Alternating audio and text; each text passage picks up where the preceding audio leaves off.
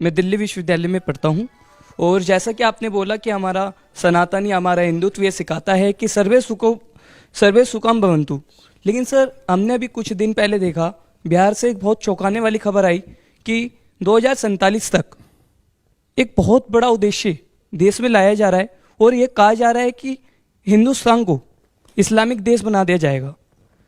Sir, जब ये खबर आई तो हम सब बहुत हैरान हुए, क्योंकि हमारा हिंदुत्व या हमारा धर्म हमेशा ये सिखाता है कि अपने धर्म का तो पालन करो, लेकिन दूसरे धर्म का भी आदर करो। ऐसे में अगर कट्टरपंथी हमारे देश को लेकर ऐसे विचारधाराएं बनाएंगे तो हमारा देश कैसे आगे बढ़ेगा। वैसे इसमें जो आपने बात बोली, मैं पहले एक उदाहरण दे देता हूं और फिर मैं जवाब देता हूं। बहुत बड़े बीबीसी के पत्रकार हुए मार्क टेली। पुराने लोगों को याद होगा, बीबीसी लंदन से खबर आती थी तब मार्क टेली उसको बोलते थे। उन्होंने अभी 2019 में, पुरानी बात नहीं है, द इक्वेटर मैगजीन में एक आर्टिकल लिखा जिसमें उन्होंने ये लिखा है, Muslims in India are the luckiest. Bharat के मुस्लिम सर्वाधिक भाग्यशाली हैं। और उन्होंने कारण क्या लिखा कि मैं दिल्ली के निजामुद्दीन इलाके में 26 साल रहा और निजामुद्दीन में एक तरफ हजरत निजामुद्दीन औलिया की दरगाह थी और ठीक उसके सामने तबलीगी जमात का ऑफिस था। उन्होंने कहा दुनिया में कोई भी दूसरा देश होता तो दोनों एक साथ नहीं रह सकते थे। 26 साल में एक ने किसी दूसरे को नष्ट जरूर कर दिया होता, परंतु भारत में दोनों एक साथ रह रहे हैं। तो इसलिए मुस्लिम भाग्यशाली हैं कि वो अपने मजहब में जैसे चाहे वैसे इबादत करने की जो स्वतंत्रता उन्हें भारत में है, ये दुनिया में कहीं नहीं। इसीलिए हम एकमात्र देश हैं जहां इस्लाम के सारे फिरके पाए जाते हैं। इकलौते देश, किसी मुस्लिम देश में नहीं पाए जाते। परंतु इस संस्कृति को नष्ट करने का जो प्रयास है, दुर्भाग्य की बात यह है कि उस कट्टरपंथी विचार पर कंट्रोल लगाने और नियंत्रण लगाने की बजाय, उसे डिस्करेज करने की बजाय उसे इनकरेज करने का प्रयास किया जाता है। यह अपने आप में बहुत दुर्भाग्यपूर्ण। पर यह भी ध्यान रखिए, और हमारे आपके लिए बहुत जरूरी, जो कहते हैं ना कि सब मिलके रहो, सारे साथ में रहो, बिल्कुल, मगर यह भी ध्यान रखना है कि जिसको आप साथ में ले रहे हैं उसमें कोई आपको नुकसान देने वाली चीज तो नहीं है। जैसे कोरोना में आप तब बचे रहे जब मुंह पे मास्क था कि वायरस को अंदर नहीं आने देना है, और अगर गलती से मास्क अंदर आ गया वायरस, तो शरीर की इम्यूनिटी स्ट्रांग इतनी रखनी है कि वायरस को किल कर दे। अगर आप न इम्यूनिटी स्ट्रांग रखेंगे न मास्क रखेंगे, उसके क्या कह देंगे, आ जाओ भाई सब आ जाओ, तो आपका तब तक जो है राम नाम सत्य हो जाएगा। इसलिए जो सिद्धांत कोरोना ने दिखाया कि व्यक्ति पे लागू होता है, वही समाज और राष्ट्र पर भी है।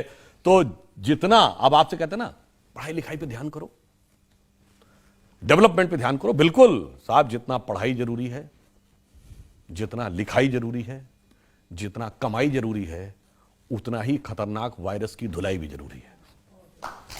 Thank you sir. आपने कभी ये वर्ड सुना कि गजवाए हिंद शब्द ही क्यों है? कि जिस दिन हिंद कब्जा हो जाएगा उस दिन पूरी दुनिया पे हो जाएगा। व्हाई नॉट गजवाए China which is bigger country than us? Why not गजवाए रशिया? कारण जानते क्या है? ये भारत दुनिया की एक अद्भुत भूमि है। हम दुनिया की एकमात्र सभ्यता हैं जो हजारों साल से आज तक कभी नष्ट नहीं हुए। हम दुनिया की कॉन्शियस एनर्जी के वाइब्रेशन के सेंटर हैं। इसलिए कहते हैं ना, दिल्ली पे कब्जा कर लो तो हिंदुस्तान पे कब्जा हो जाएगा। अब जैसे इनका चैनल है, अब कोई कह दे कि साहब हेड ऑफिस पे हमारा कब्जा हो जाए तो फिर सारे ट्रांसमिशन पे हमारा कब्जा है।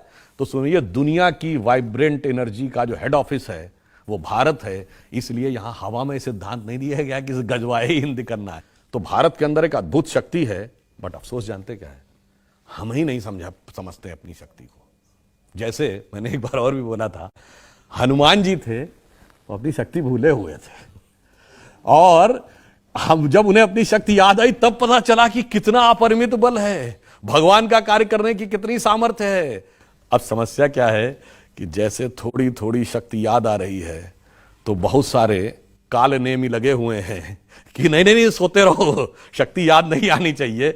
इसलिए मगर याद रखिए, आपके अंदर इतनी शक्ति है, इतनी अपरिमित शक्ति है कि उसको अगर आप देखेंगे तो आप, जैसे मैंने एक फॉरेन में एक स्पीच, जी, जगाना पड़ता है, और जब जागृत हो रही है तो एक और बात समझिए, मैं लास्ट में कहता हूं, इंडिया क्या है। मैंने एक फॉरेन में सुना था, अंग्रेजी में बता रहा हूं। उसने कहा व्हाट इंडिया इज। आप कहेंगे India is a geographical entity, जमीन का टुकड़ा। उसने कहा no, it's more finer and subtle than that, यानी इससे ज्यादा सूक्ष्म है। आप कहेंगे चलो, अगर इतिहास से ज्यादा भूगोल से ज्यादा सूक्ष्म है तो इतिहास नहीं, है उससे ज्यादा सूक्ष्म है। तो आप कहेंगे उससे ज्यादा सूक्ष्म क्या है? संस्कृति। कहते नहीं उससे ज्यादा सूक्ष्म है, उससे ज्यादा सूक्ष्म है धर्म। कहते नहीं उससे ज्यादा सूक्ष्म है, तो उससे ज्यादा सूक्ष्म है आध्यात्म। कहता नहीं उससे ज्यादा सूक्ष्म है, तो कहता उससे ज्यादा सूक्ष्म क्या है भारत में।